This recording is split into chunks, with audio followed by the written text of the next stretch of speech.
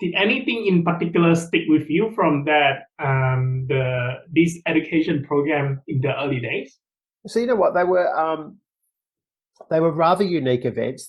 We only ever sold 20 seats, and it was a 3-day live-in event when it was in Lancaster. Outside of Lancaster, it wasn't live-in, and I think that there was one particular event that I still talk about today, and we were in Lancaster. There were 20 people in the workshop. 19 of them were involved in pricing, and one person was a procurement manager, and he was a procurement Oh, manager at one of the largest companies in the UK.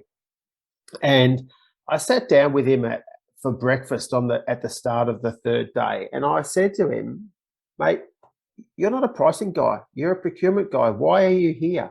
And he said, "I'm here to find out what you pricing guys do to try and trip up my procurement guys." And I thought, yeah. that is really clever.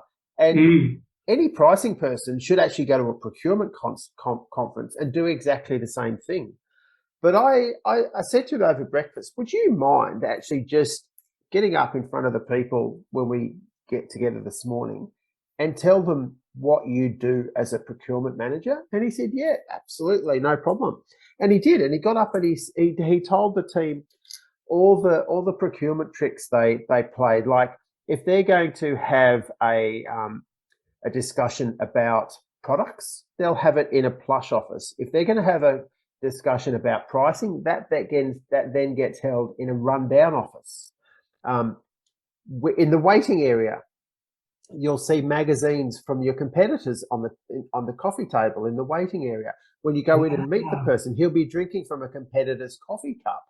There's all this there's this huge amount of psychological stuff that procurement managers play on the people that are pitching to them, whether they're sales managers, which is more likely, or in a lesser case, pricing people, just to in the attempt to get a better deal out of them, because at the end of the day, they Mm, can lose their jobs if they pay too much or something.